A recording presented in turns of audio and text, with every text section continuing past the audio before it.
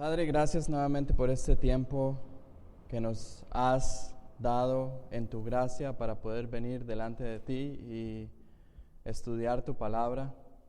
Señor, yo deseo que más y más personas, aún miembros de nuestra congregación, tengan el deseo de profundizar más en el conocimiento tuyo, en el conocimiento de tu gracia, porque necesitamos urgentemente, Señor, ser llenos de tu conocimiento, ser cada vez más nuestras mentes engordadas con tu palabra, no para ser meramente intelectuales, sino para que eso nos lleve a una vida de piedad que exalte y honre tu nombre. Por eso, Señor, en este momento, al venir a tu palabra, yo pido que tú dispongas de todos los elementos para que nosotros estemos concentrados, para que nuestras mentes y corazones estén atentos a tu palabra. Queremos ser una mejor iglesia, queremos ser la iglesia santa por la cual tú viniste a entregarte. Queremos ser una iglesia que le hace honor a ese título que tiene de baluarte, columna de la verdad. Y necesitamos, Señor, que tú nos enseñes a ser iglesia, porque nosotros erramos, nosotros nos vamos por diferentes caminos que no son el camino que tú has destinado. Por eso queremos abrir hoy las páginas de la Escritura y como iglesia estar sumisos a ella y pedirte que nos enseñes, Señor. Así lo ruego en el nombre de Cristo Jesús. Amén. Estamos con la serie de estudios bíblicos La Iglesia, el Evangelio Visible. Hasta el momento nos hemos centrado en definir y entender a un nivel, quizá podríamos decir macro o nivel universal, lo que es el tema de la iglesia. La semana anterior estuvimos estudiando los atributos de la iglesia. Si recuerdan que la iglesia es una, es santa, es universal y es apostólica. La semana tras anterior estuvimos estudiando el tema de la naturaleza de la iglesia, estudiando lo que específicamente significa el término iglesia, el uso que se le empezó a dar en el Nuevo Testamento y la importancia de ella, y también cómo la Biblia nos da diferentes metáforas que nos hacen entender y ampliar nuestro conocimiento con respecto al tema de la iglesia. Pero si ustedes se ponen a ver esos dos temas, el tema de la naturaleza de la iglesia y el tema de los atributos de la iglesia, hacen referencia específicamente a lo que es la iglesia universal. ¿Qué es la iglesia universal? Es una buena pregunta que tal vez alguien no maneje muy claro. Nosotros podemos referirnos al término de la iglesia universal y la iglesia local. Quiero aclarar eso antes de entrar a lo que vamos a ver en esta mañana. Así como en una breve definición, la iglesia universal está compuesta por todos los verdaderos creyentes de todo el mundo. Cuando hablamos de la iglesia universal, es la iglesia por la cual Cristo vino y se entregó su vida, y es una iglesia que está aquí y está en todo el mundo. Está compuesta por los creyentes de todo el mundo. Pero cuando vemos el tema de la iglesia local, es un grupo de creyentes en Jesucristo que se reúnen en un lugar en particular sobre bases particulares. Entonces aquí es donde podemos ver diferentes localidades de iglesia. Es cosas que podrían de repente confundir a algunas personas cuando hablamos de iglesia local y cuando hablamos de iglesia universal. Pero la iglesia local es esto, lo que somos nosotros. Somos una iglesia local, pero en el entendimiento de que somos parte de una iglesia universal que está esparcida por todo el mundo. La iglesia universal no es identificable en el sentido de que, primero que nada, está esparcida por todo el mundo. No vamos a poder ir por todo el mundo e ir definiendo quiénes son miembros de la iglesia universal. Y segundo, que también funciona de una manera invisible, en el sentido que no podemos definir concretamente, tan solo con una encuesta que podamos hacer, quiénes son parte de la iglesia universal, porque claramente sabemos que los miembros de la iglesia universal son los que han sido salvos por la gracia, por medio de la fe en Jesucristo, y eso no es algo que se pueda determinar solamente de palabra. Entonces, la iglesia universal no es identificable, pero la iglesia local sí es identificable. Claramente podemos identificar a una iglesia local porque se reúnen en un espacio específico y con horarios específicos, tienen sus actividades específicas. Podemos identificar claramente a una iglesia local, inclusive las iglesias locales que tienen un buen registro de membresía, se puede decir estos y estos y estos y estos son los miembros de la iglesia local. Pero hay un asunto que podría también ponernos en duda sobre qué es lo que determina una iglesia local que sea una verdadera iglesia. Porque hay muchos grupos que se hacen llamar a sí mismos iglesias locales, no es así. Hay muchos grupos, excluyendo ya lo que son sectas, testigos de Jehová, mormones, los adventistas, esos son sectas, pero aún dentro del ambiente evangélico es difícil poder denominar si una iglesia es verdadera o no es una iglesia verdadera. Entonces, lo que vamos a hacer hoy es que vamos a estudiar, el título tiene las marcas de la iglesia. Lo que vamos a estudiar es cuáles son las marcas que tienen que haber en una iglesia para que podamos decir es una iglesia. Hay dos marcas específicas que se han tenido a lo largo de los siglos como las marcas de la iglesia y son fundamentales. Ustedes van a ver que son básicas y que podemos decir, sí, yo las sé claramente. Pero debemos de estudiarlas. La primera es una correcta predicación de la palabra. Si hay un grupo que a sí mismo se hace llamar iglesia, pero no hay una correcta predicación de la palabra, entonces pongámoslo en duda. Y la otra es una correcta administración de las ordenanzas del bautismo y de la cena del Señor. Esos son los dos elementos que son fundamentales.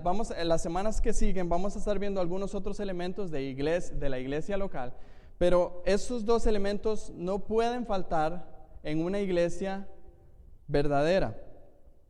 Juan Calvino dijo en alguna ocasión, donde quiera que veamos predicar sinceramente la palabra de Dios y administrar los sacramentos conforme a la institución de Jesucristo, no dudemos que allí hay una iglesia. Son dos elementos, como le digo, indispensables para denominar a una iglesia local. Entonces, esos son los dos elementos que vamos a estudiar esta mañana. Solo nos va a dar tiempo de estudiar estos dos y, como les digo, otros que tal vez son añadidos ahí, los vamos a estudiar las próximas semanas. Entonces, vamos a iniciar con el primero. Una correcta predicación de la palabra. Lo primero que quiero que entendamos es este tema de la palabra. Cuando hacemos referencia a la palabra, es la palabra de Dios. Veamos el rol que ha tenido la palabra de Dios desde el inicio de la fundación del mundo hasta el día de hoy.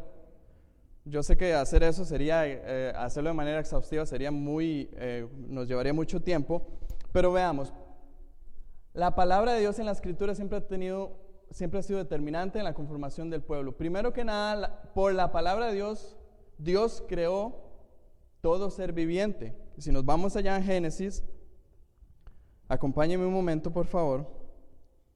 En Génesis capítulo 1, cuando dice el versículo 1, en el principio creó Dios los cielos y la tierra. Luego hacemos todo un recorrido por el primer capítulo y si vemos, por ejemplo, el versículo 3, dice, y dijo Dios, sea la luz, y fue la luz. ¿Qué es lo que sucede acá? Se da palabra de Dios, es Dios el que habla. Dios hablando por la palabra de Él, y Él dijo, sea la luz, y fue la luz. Así vamos a ver una serie de versículos, pero veamos el versículo 20 y luego el versículo 24. Versículo 20 habla ya específicamente lo que es vida. Dijo Dios, produzcan las aguas seres vivientes y aves que vuelan sobre la tierra en la expansión de los cielos. Y luego el 24 dice, luego dijo Dios, produzca la tierra seres vivientes según su género, bestias y serpientes y animales de la tierra según su especie, y fue así. Una de las cosas interesantes es que en la creación Dios, por su palabra, no solamente creó cosas inanimadas como la tierra, el agua, sino que Él creó vida. Primero crea vida a animales y a todas las bestias, y luego Dios mismo se reúne y crea al hombre. A él dice, vamos a crear al hombre. Ese sí tiene un elemento especial porque Él dice que lo hizo a imagen y semejanza de Él. Pero comienza la historia de la humanidad, la historia de la creación, Dios hablando y habiendo no solamente creación, sino habiendo vida. Luego, por la palabra de Dios, Abraham fue llamado a salir de Ur de los Caldeos a convertirse en progenitor del pueblo de Dios. Ahí mismo en Génesis nos movemos hasta el capítulo 12. Capítulo 12 de Génesis, versos 1 al 3.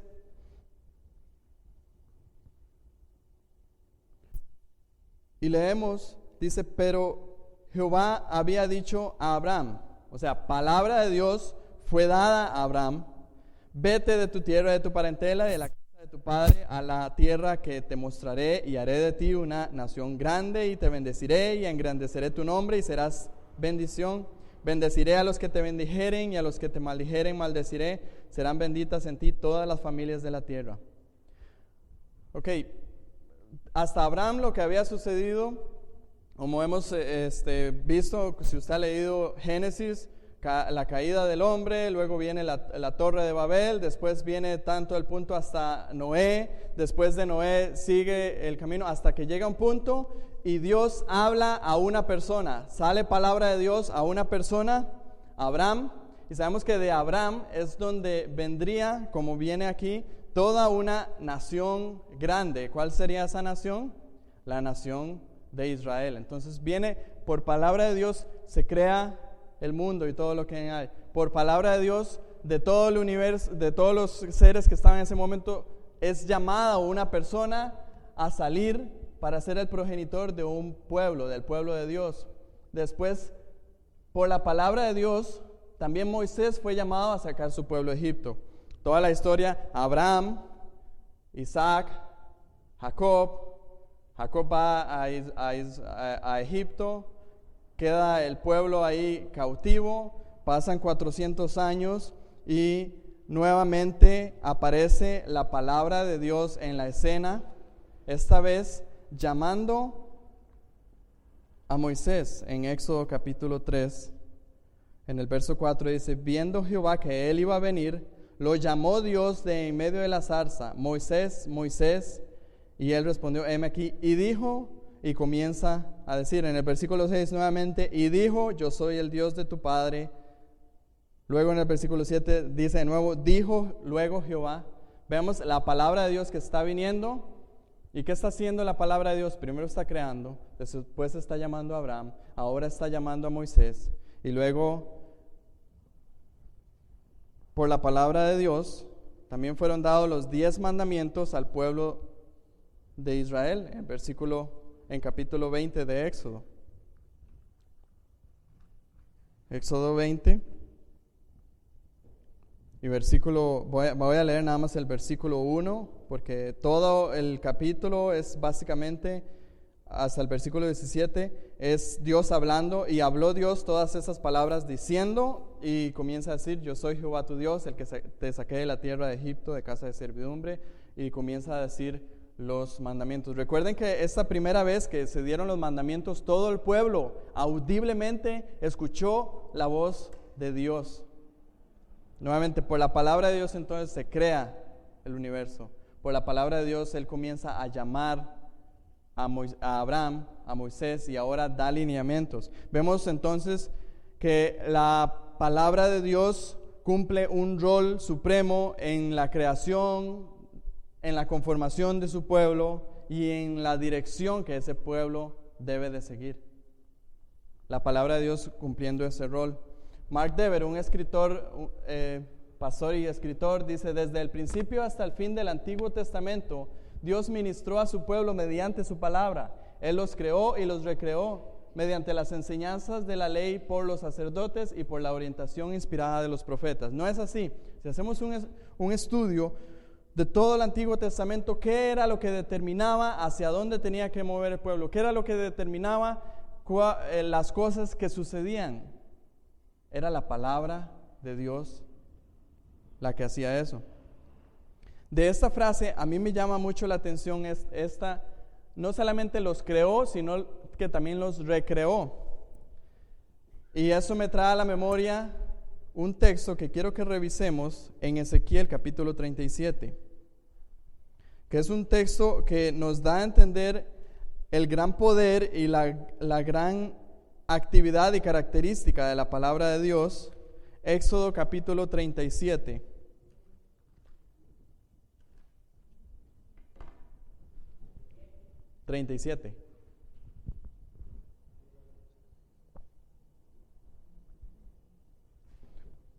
Vamos a leer versículos del 1 al 10 y vamos a ver el rol de la palabra de Dios en el pueblo del Señor.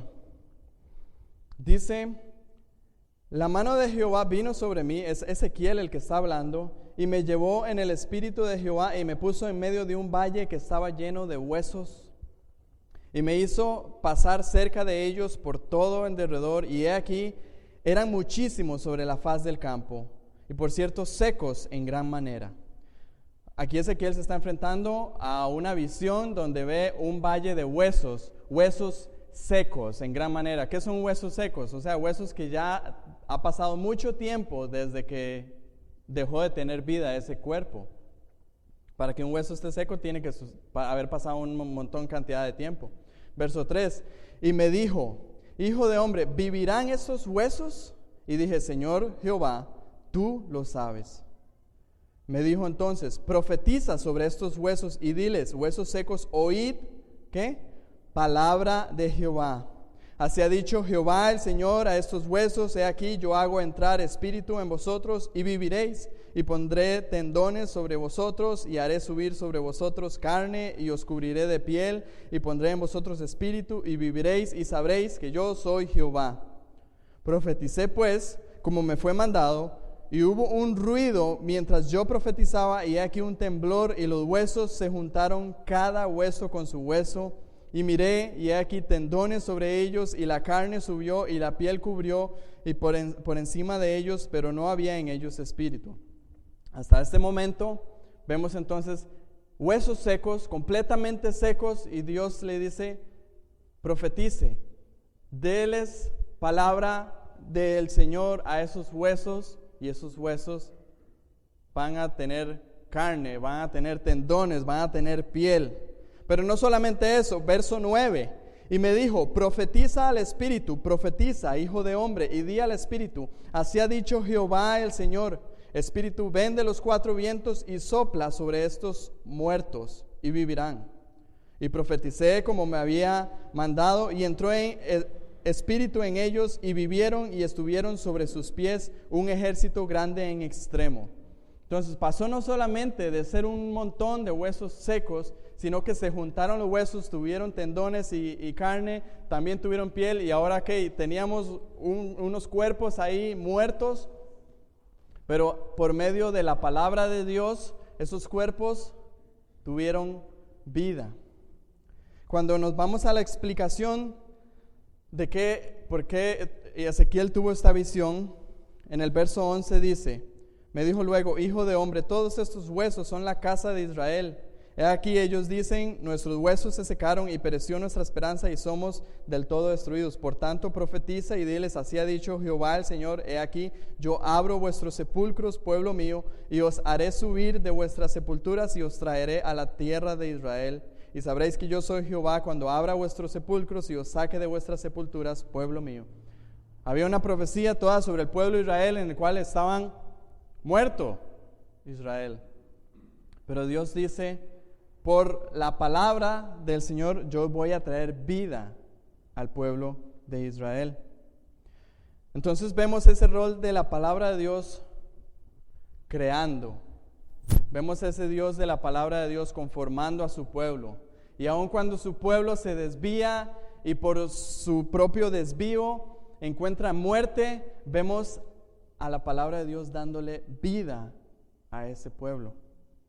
Y en el Nuevo Testamento no se aleja de eso. En el Nuevo Testamento vemos nuevamente el rol central de la palabra de Dios en la creación de su pueblo. ¿Qué es lo que dice Romanos 10:17?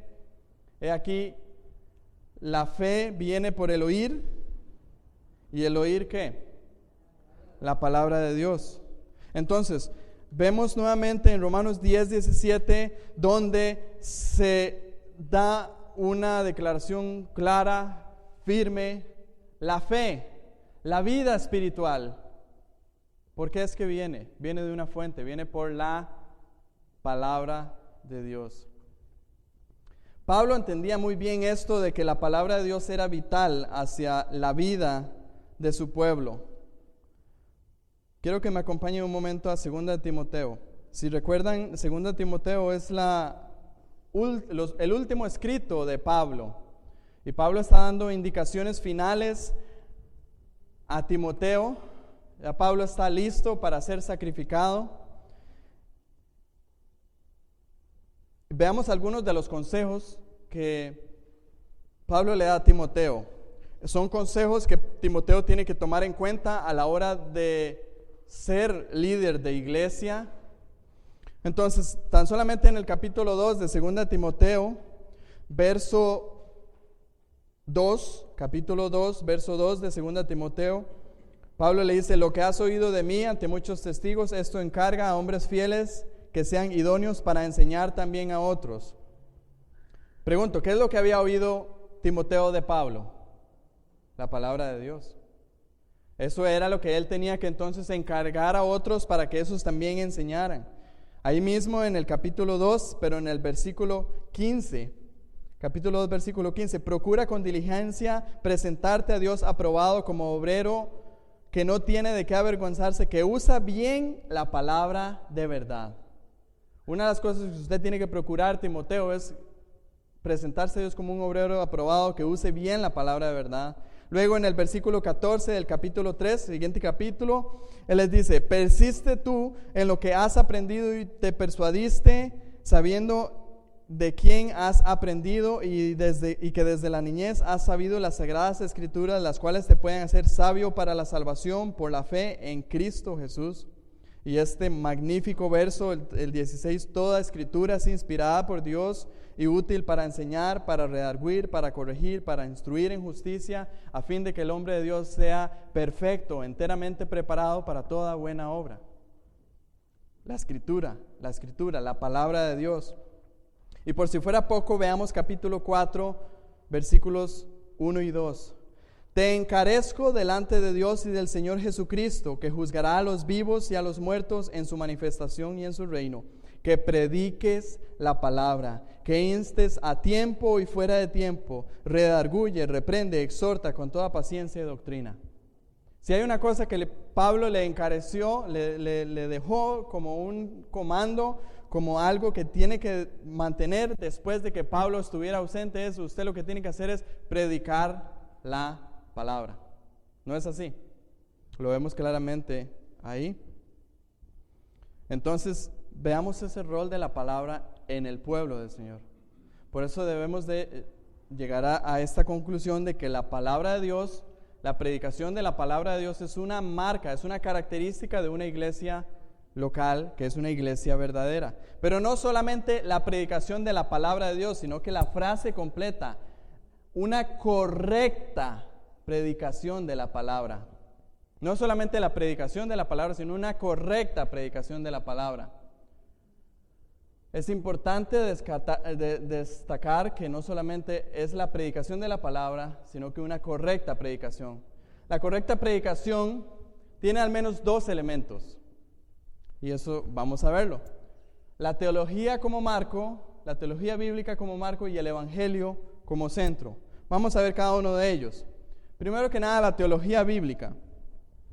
Teología es el estudio o conocimiento de Dios. Así como para ponerlo algo bastante simple, la teología es el estudio o el conocimiento de Dios. Y la Biblia, entendemos que además de que es la palabra de Dios, es la revelación acerca de Dios. La Biblia no solamente es la palabra de Dios, sino que ahí es donde Él mismo revela su naturaleza, su verdad. Entonces, teología bíblica es el estudio o conocimiento de Dios que está revelado en la palabra. La teología bíblica, entonces, entendemos que es el conocimiento que nosotros podemos adquirir de Dios y del Dios que se revela en la palabra de Dios.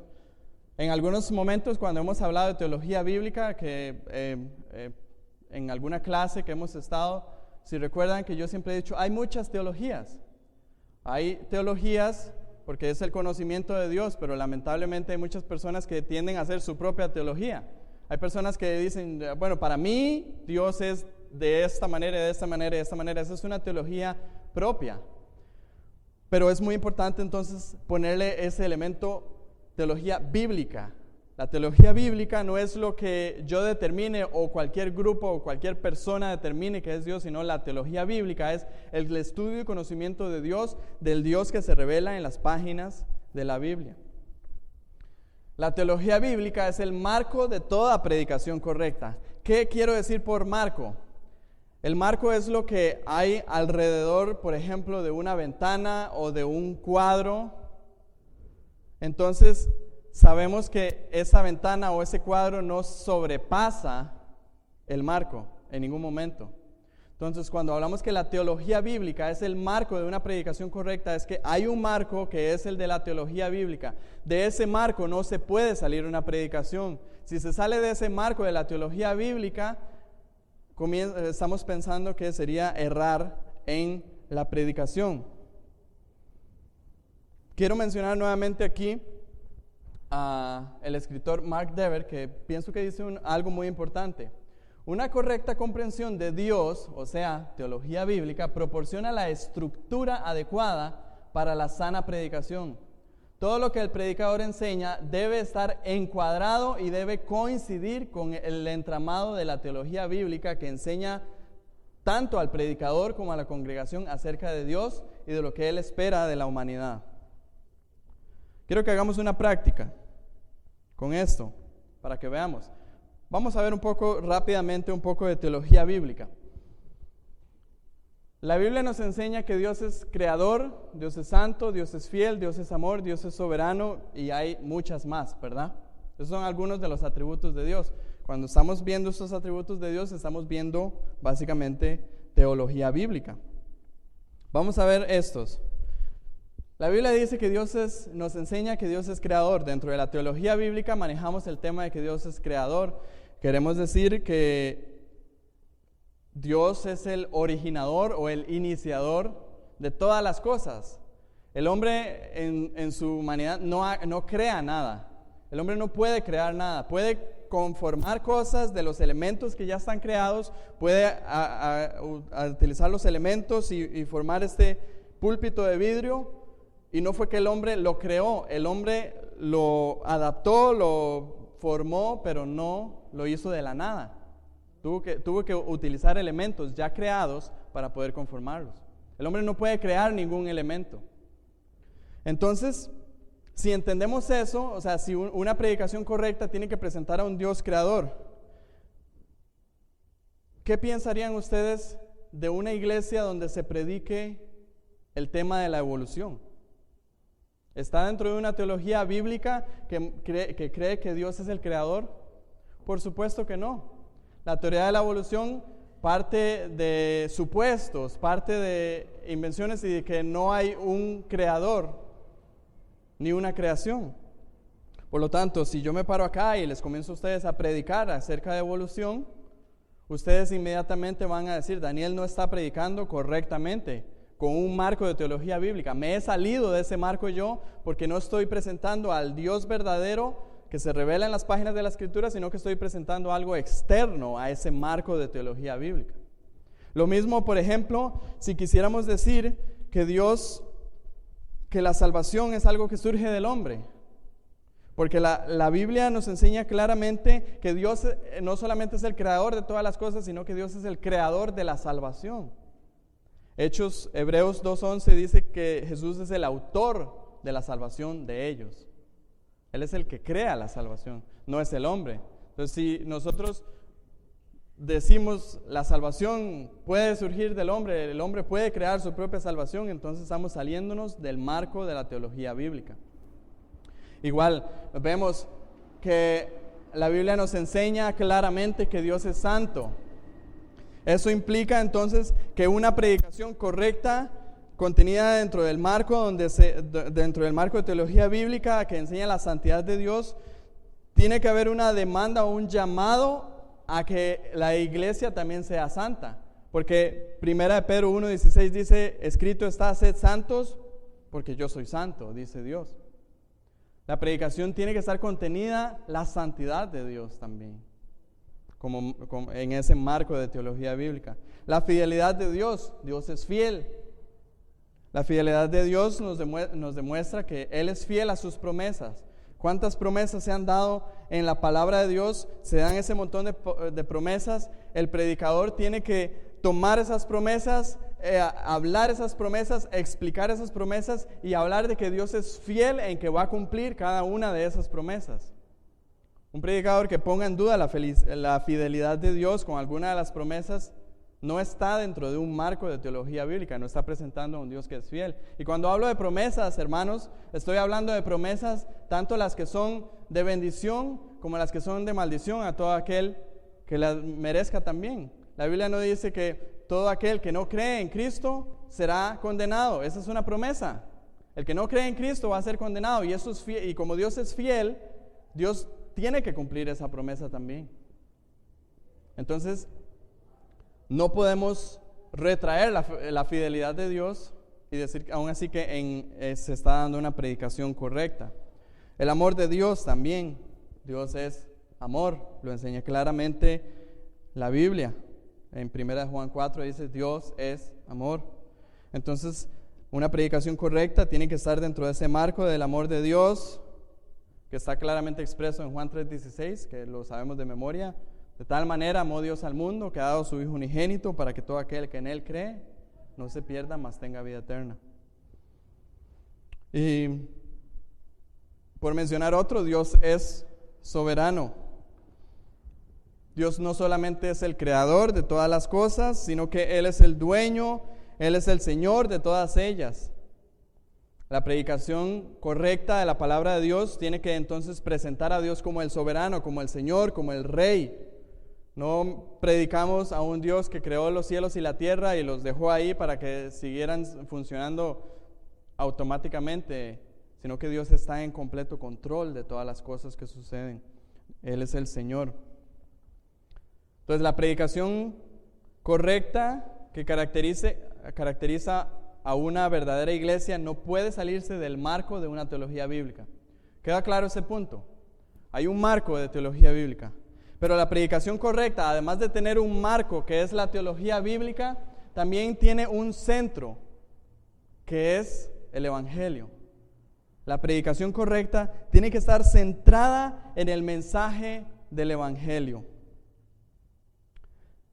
Eso incluye, cuando hemos estudiado el Evangelio, hemos visto que una predicación que contenga el Evangelio contiene por lo menos 4 partes o 4 temas.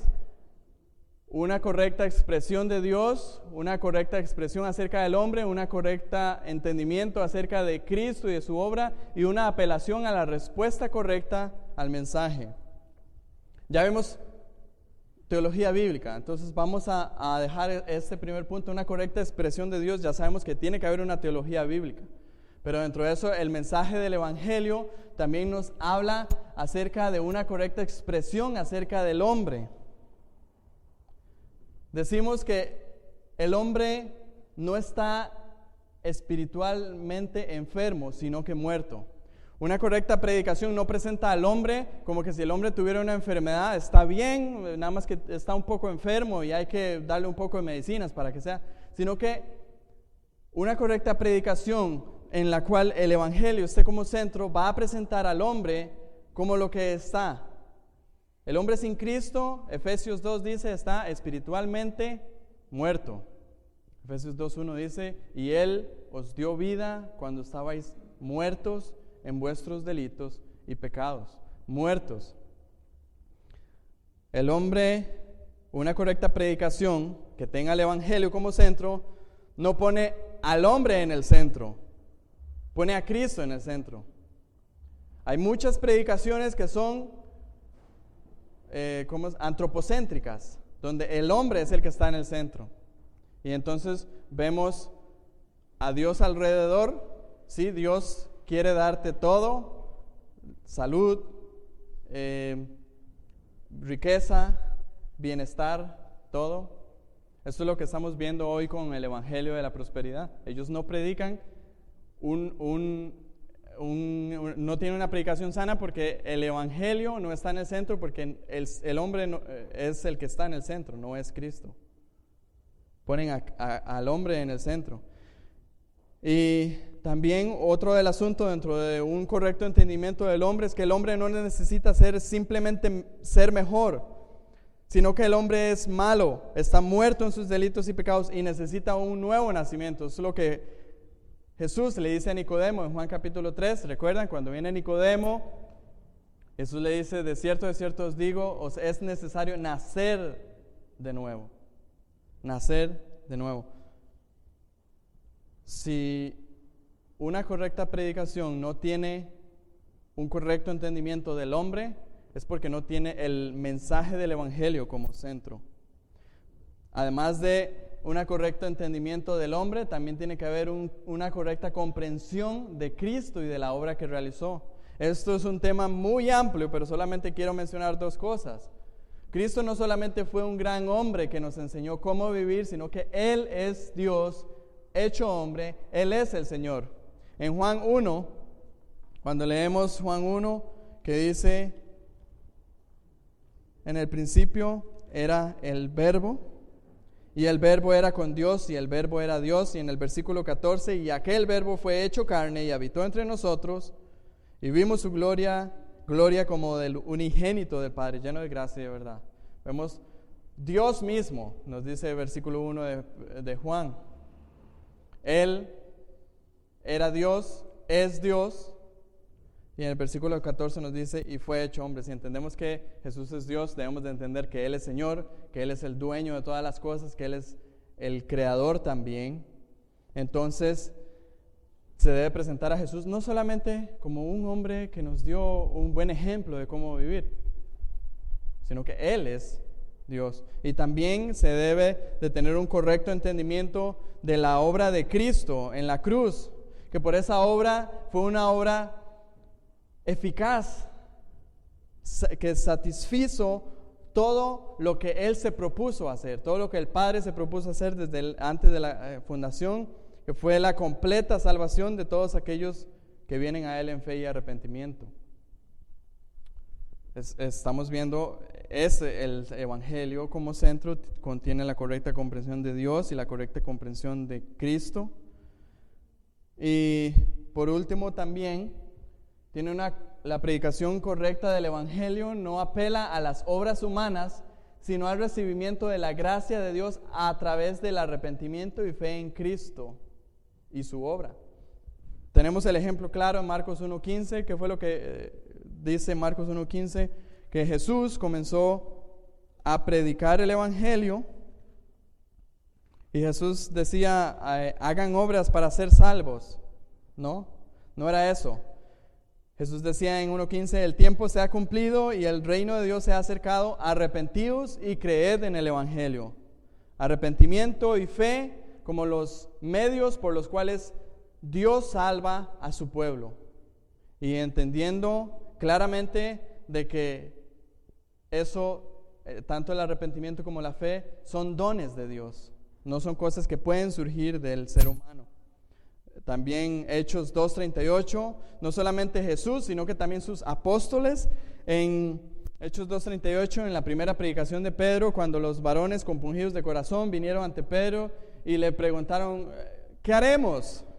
Pedro entonces les responde: arrepentíos y bautícese cada uno de vosotros en el nombre de Jesucristo para perdón de pecados y recibiréis el don del Espíritu Santo.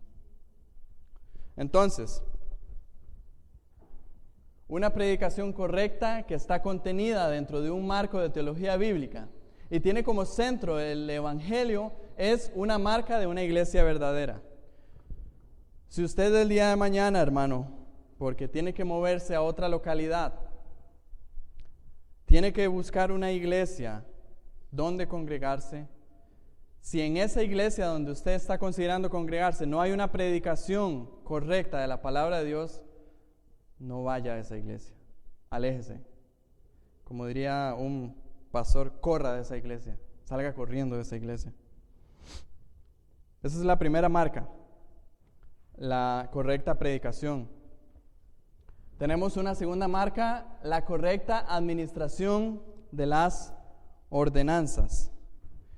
Cristo ordenó, tanto por ejemplo como por mandato, 2 ordenanzas. Esas entendemos que son las ordenanzas que han sido dadas a la iglesia. Tenemos el bautismo y tenemos la cena del Señor. Y vea que yo puse ahí, tanto por ejemplo como por mandato. O sea, con toda la autoridad, Cristo ordenó estas, valga la redundancia, ordenanzas. Jesús fue bautizado por Juan el Bautista y además en Mateo 28 mandó a sus discípulos a que fueran e hicieran discípulos bautizándoles en el nombre de la Trinidad. Además la cena del Señor, también Cristo estableció la cena del Señor siendo Él partícipe de la primera cena del Señor y Él lo ordenó diciéndoles en repetidas ocasiones, haced esto en memoria de mí. Alguien podría decir, ¿por qué son las ordenanzas una marca de una iglesia verdadera? Alguien podría preguntar eso, porque tal vez no se vea como algo muy importante, pero vean qué interesante. Primero que nada son mandatos de Jesús para la iglesia. Entonces, si una iglesia no practica las ordenanzas, está desobedeciendo al Señor Jesús. Entonces, ¿cómo podemos decir que es una iglesia verdadera si es una iglesia, o al menos que se llame iglesia, que no practique alguna de esas ordenanzas? Y segundo, cada una de ellas tiene un significado sumamente relevante para la fe cristiana. Tanto el bautismo como la cena del Señor tienen significados y demostraciones que son sumamente importantes para la fe cristiana. Vamos a ver entonces una por una. No vamos a hacer un estudio profundísimo en cada una de ellas porque, como ustedes estarán enterados, nos tomaron 3 domingos para estudiar la cena del Señor. Entonces nos tendría que tomar otros 3 domingos para estudiar el bautismo y se ampliaría. Pero nada más quiero que veamos así como expresamente, rápidamente, por qué estas dos son marcas de una iglesia verdadera y cómo también tiene que ser una correcta administración de la misma. El bautismo, podríamos decir en resumen, es un signo de la obediencia a Cristo, donde públicamente por lo menos suceden 3 cosas. Se hace una confesión de pecado y arrepentimiento a este. La persona que se presenta ante la congregación a bautizarse está públicamente haciendo una expresión de que está arrepentido de sus pecados, y entonces así lo demuestra. Y también se hace una profesión de fe en Cristo. Se hace una demostración de que estoy arrepentido de mis pecados y que he puesto mi fe en Cristo. Y también se demuestra la esperanza de la futura resurrección corporal por la resurrección de Cristo. ¿Qué es lo que se hace físicamente cuando se bautiza a una persona? Se sumerge en el agua y se vuelve a traer arriba. Eso gráficamente nos da a entender a nosotros toda una muerte a los pecados, arrepentimiento, un levantamiento por fe en Cristo, y que también estamos haciendo la referencia de una muerte y una resurrección. Cristo murió y resucitó, y por esa muerte y resurrección nosotros también tenemos resurrección prometida.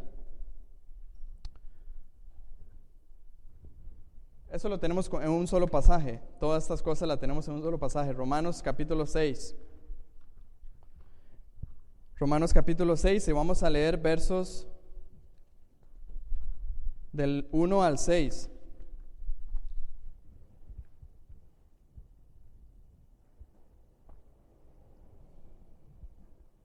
Ahora quiero hacer una aclaración antes de leer Romanos 6 del 1 al 6. Romanos 6 del 1 al 6 no está hablando del bautismo en agua. Está hablando del bautismo espiritual que nosotros tenemos cuando hemos venido a Cristo, que representamos en el bautismo en el agua. ¿Me explico? Espero que sí. Capítulo 6, versos del 1 al 6 dice: ¿qué pues diremos? ¿Perseveraremos en el pecado para que la gracia abunde? En ninguna manera. Porque los que hemos muerto al pecado, ¿cómo viviremos aún en él? ¿O no sabéis que todos los que hemos sido bautizados en Cristo Jesús, hemos sido bautizados en su muerte? Vea donde comienza a explicar, verso 4, porque somos sepultados juntamente con él para muerte por el bautismo, a fin de que como Cristo resucitó de los muertos por la gloria del Padre, así también nosotros andemos en vida nueva. Porque si fuimos plantados juntamente con él en la semejanza de su muerte, así también lo seremos en la de su resurrección, sabiendo esto, que nuestro viejo hombre fue crucificado juntamente con él, para que el cuerpo del pecado sea destruido, a fin de que no sirva más al pecado. Hay todo algo que sucede, que se demuestra en el bautismo. En el bautismo estamos demostrando gráficamente todo esto que Pablo ha dicho. Sepultados juntamente con Cristo, resucitados a una nueva vida por fe en Cristo, y también toda una promesa de que así como Él murió y resucitó, así nosotros también viviremos con Él. ¿Cómo debe practicarse el bautismo? Porque no solamente el bautismo debe de practicarse, sino que también debe de practicarse correctamente. Hay muchas maneras de practicar el bautismo de una manera incorrecta. Yo solamente quiero resaltar 2 elementos y vamos a explicar cada uno de ellos. Primero que nada, el bautismo tiene que ser por inmersión. La palabra bautizar en el griego, baptizo, significa literalmente mojar o empapar o sumergir en agua. Es interesante, estaba estudiando este término. Y ese término lo usaban los griegos para cuando ellos tenían que teñir una ropa, teñir ropa. ¿Cómo se tiñe una ropa? Se tiene que sumergir completamente en el agua que va a servirse para teñir y ya se saca. O si no, se utilizaba para cuando usted iba a tomar agua de una vasija con una vasija más pequeña. ¿Qué se hace? Usted tiene que sumergir la vasija para que la vasija sea llena de agua y luego usted la saca ya llena. Entonces, este término baptizo tiene en sí mismo la idea de sumergir. La práctica en el Nuevo Testamento nos muestra que ellos lo hacían por inmersión. En Hechos capítulo 8, versos 13 al 38, es cuando Felipe es enviado por el Espíritu Santo a predicarle a un etíope. ¿Recuerdan?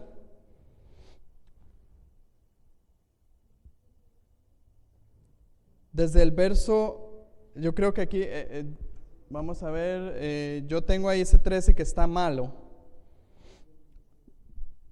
Quiero que leamos de 26, sí, pero no vamos a leer todo. Vamos al versículo 35, cuando Felipe comienza a hablarle al eunuco, al etíope. Dice: entonces Felipe, abriendo su boca y comenzando desde la escritura, le anunció el evangelio de Jesús. Y yendo por el camino, llegaron a cierta agua, y dijo el eunuco: aquí hay agua, ¿qué impide que yo sea bautizado?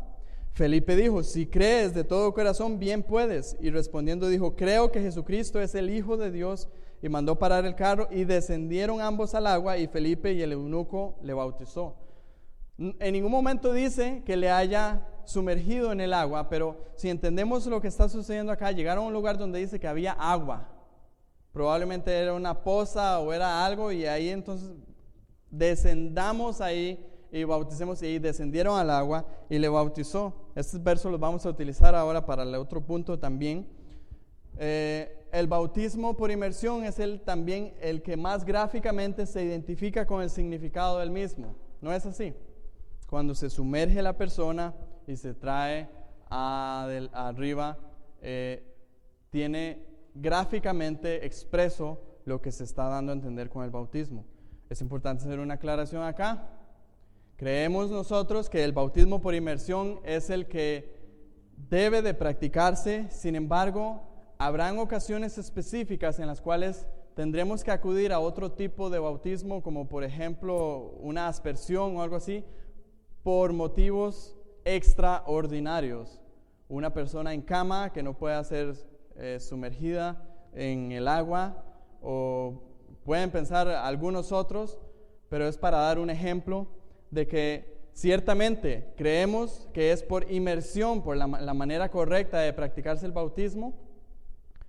No es tampoco exclusiva en ese sentido. Entonces,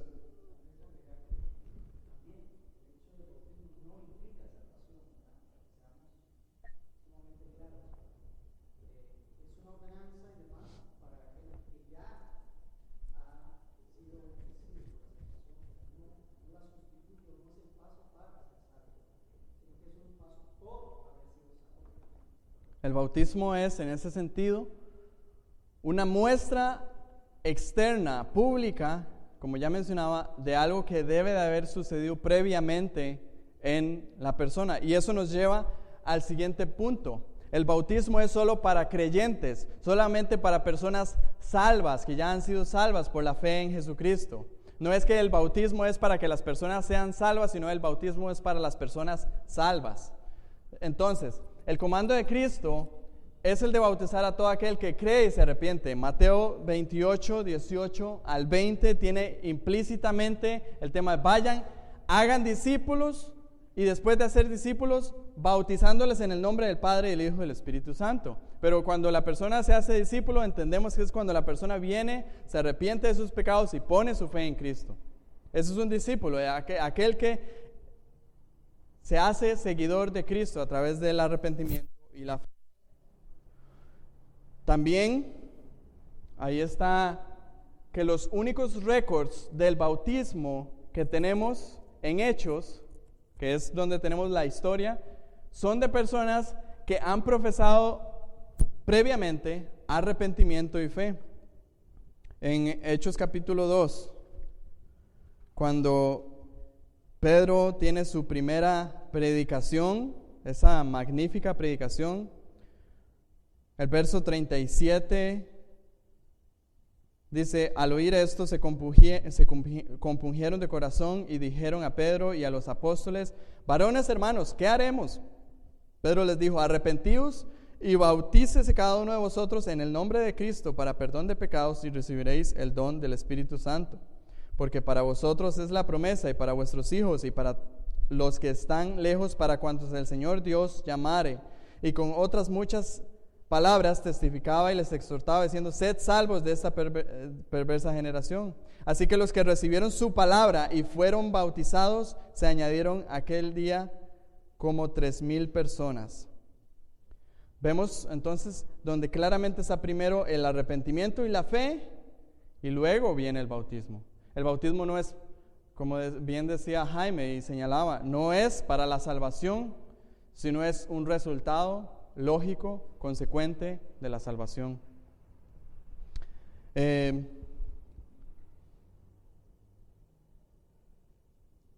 Más razones de por qué el bautismo es solamente para creyentes. Las epístolas de Pablo muestran el doble supuesto de que aquellos que han creído han sido bautizados y que aquellos que han sido bautizados creen. Ya vimos Romanos capítulo 6 versos del 1 al 5. Vayamos a Gálatas 3 del 26 y 27.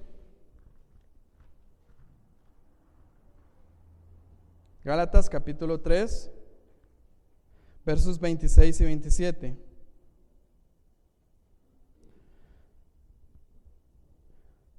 Pues todos sois hijos de Dios por la fe en Cristo Jesús, porque todos los que habéis sido bautizados en Cristo, de Cristo estáis revestidos.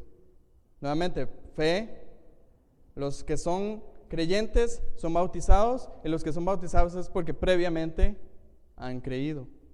Veamos el otro pasaje, Colosenses capítulo 2, versos 11 y 12.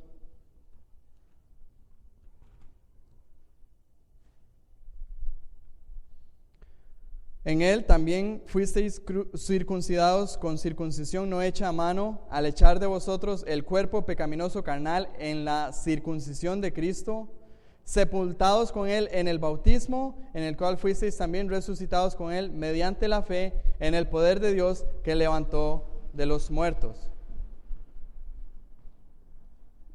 Quiero que quede suficientemente claro esto. El bautismo es una muestra pública de algo que ya ha sucedido en la persona. Por eso los textos que hemos leído aquí hablan de un bautismo en Cristo.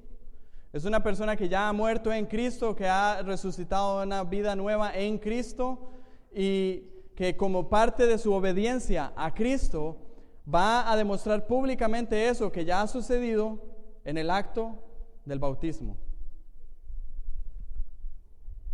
Una iglesia verdadera debe de practicar el bautismo correctamente como una marca de que lo es una iglesia verdadera. Vemos también, último punto, Pedro asocia el bautismo con la salvación, no como una causa de salvación, sino como una ocurrencia simultánea, en Hechos 2:38 que ya leímos. Vamos entonces a la Cena del Señor. La Cena del Señor es la otra ordenanza que nos dejó el Señor y que caracteriza a una iglesia verdadera.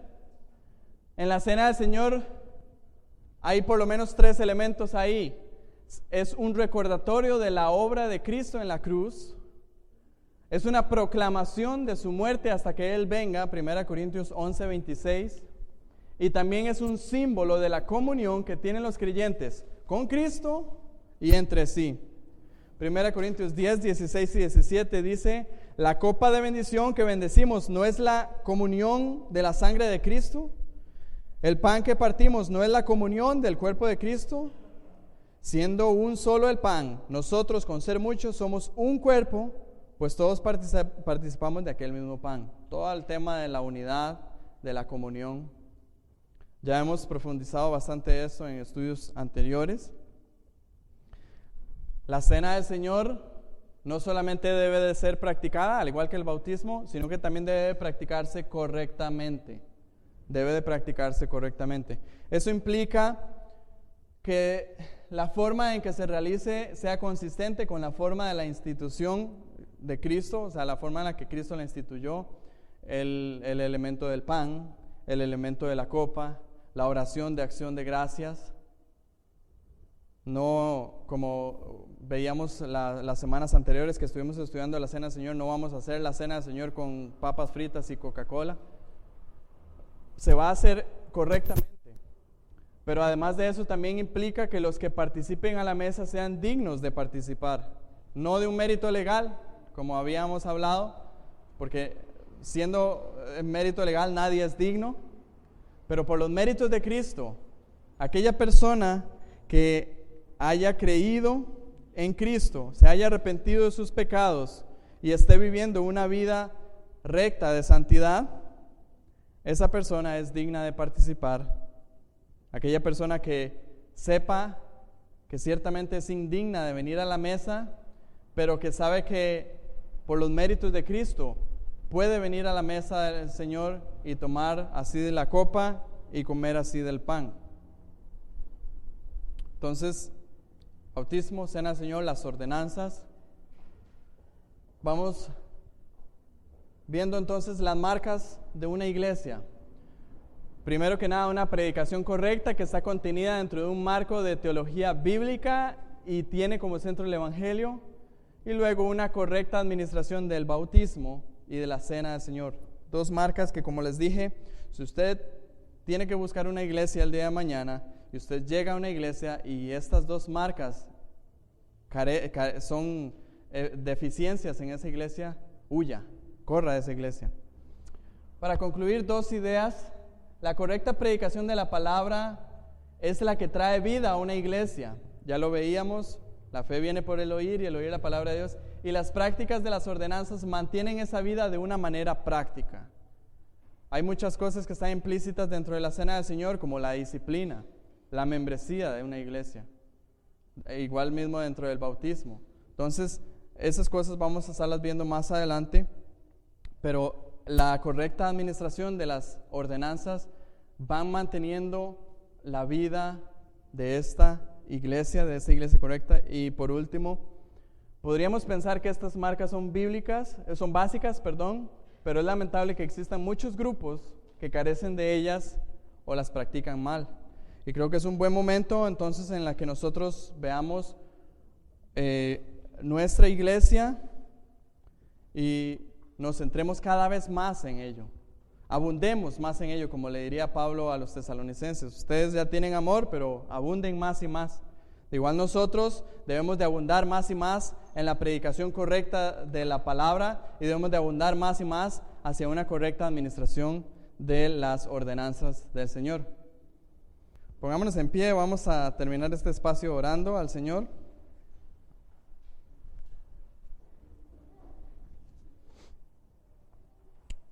Padre, gracias por el tiempo de estudio, gracias porque podemos ir de un lado al otro en tu palabra y encontrar tantas herramientas y tantas enseñanzas importantes. Como oraba al inicio de este estudio, necesitamos que tú nos instruyas a saber ser iglesia y queremos, Señor, tomar esta serie de estudios y seguir adelante corrigiendo lo que debemos de corregir y fortaleciendo las cosas que vemos que por tu gracia ya hemos estado poniendo en práctica. Ruego que tú dirijas nuestras mentes y nuestro corazón únicamente hacia lo que tu palabra nos enseña. Ruego que si en esta mañana, por mi inutilidad, he dicho o enseñado algo que no va conforme al mensaje de tu palabra, que lo borres de nuestras mentes y que nos hagas aprender, vivir, practicar y creer constantemente, perseverantemente, únicamente lo que sea tu verdad, la verdad de tu palabra. Lo ruego así, Señor, en el nombre de Cristo Jesús. Amén.